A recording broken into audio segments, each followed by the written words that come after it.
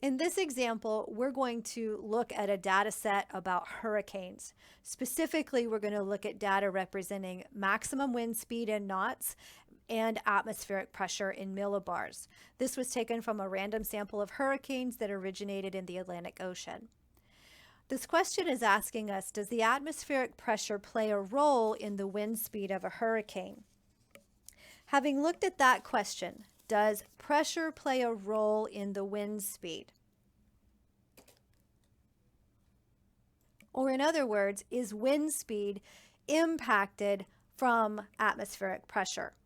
That's going to help us identify which one of the two, atmospheric pressure or wind speed, is our explanatory variable.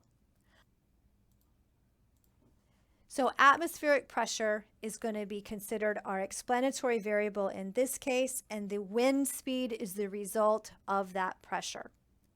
From here, we want to create a scatter plot as well as determining the linear correlation coefficient between these two variables. So we're going to do that using StatCrunch. Here's the data for the atmospheric pressure as well as the wind speed in the hurricane information example we're looking at. I want to start by creating a scatter plot as well as calculating or determining the correlation coefficient R. So we go to Stat, Regression, Simple Linear. Remember, we're talking about atmospheric pressure being the explanatory variable X, and therefore wind speed is the response variable, or Y. Click Compute, and we'll scroll over here to the scatter plot.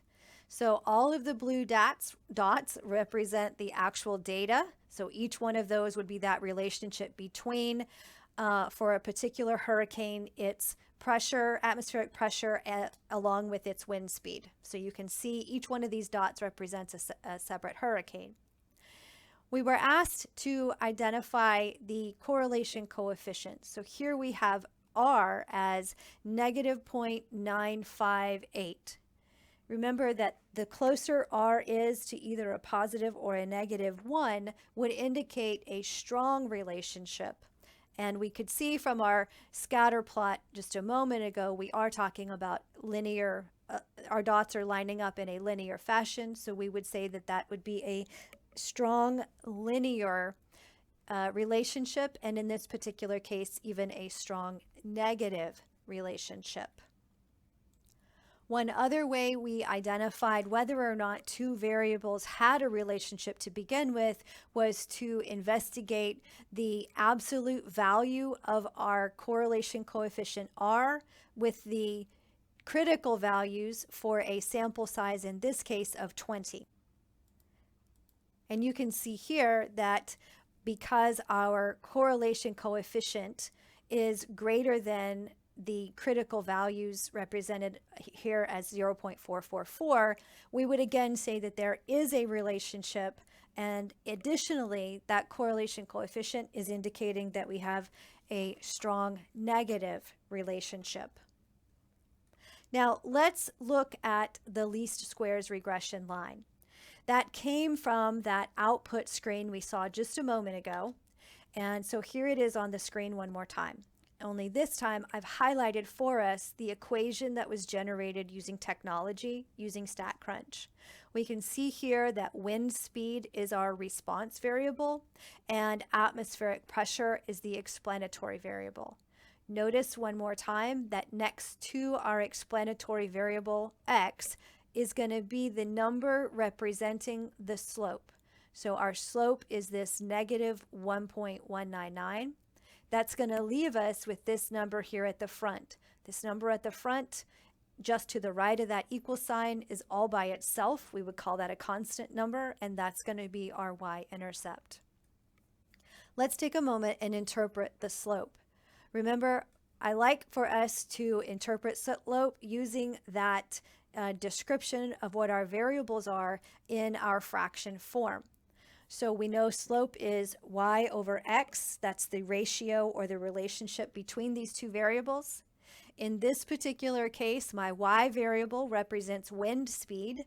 My x variable represents atmospheric pressure in millibars or megabars or something like that. We noticed from the equation that the value of the slope was a negative 1.2. So that always goes in the numerator, and we always stick it over 1.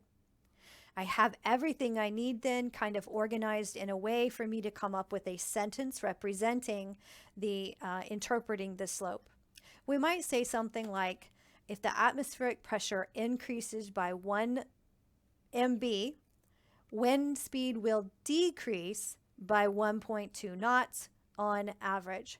Again, make sure that you have identified in words what both variables are and by how much each variable either increases or decreases.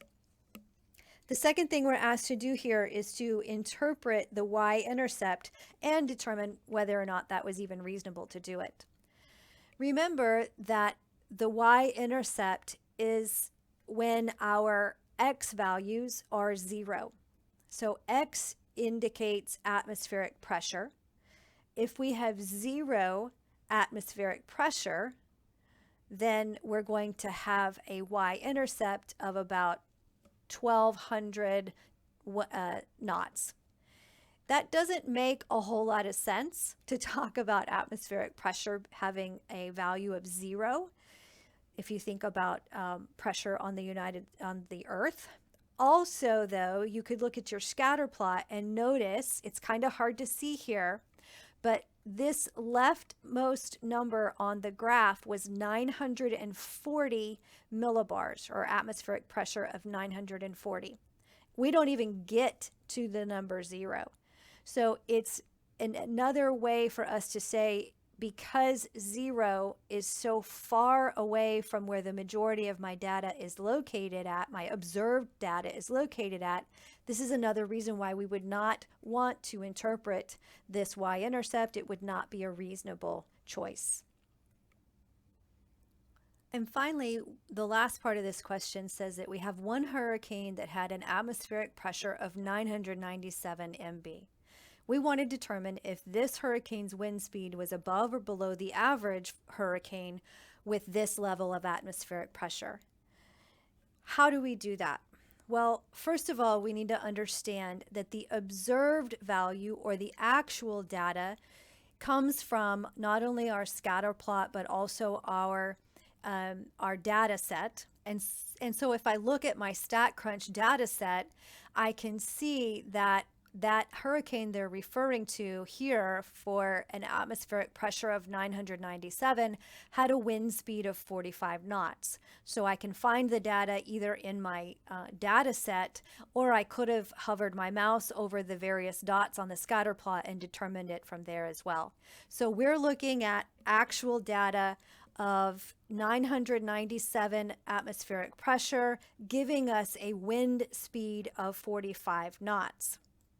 I'm going to use that information to compare what we would predict the wind speed to be given atmospheric pressure of 997 MBs.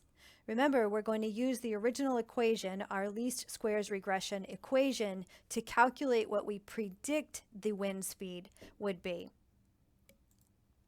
Predicted wind speed for that hurricane, given 997 atmospheric pressures here, ends up being 50.5 knots. And I did that just plugging in the 997 for the atmospheric pressure of the actual hurricane and determining what we would predict the wind speed to be.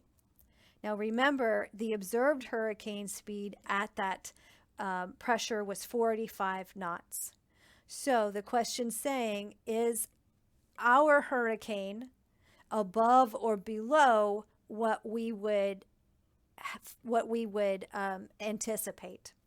So since this hurricane, the 997 MB for atmospheric pressures hurricane, was below the predicted value, we would say it has a wind speed that's below the average.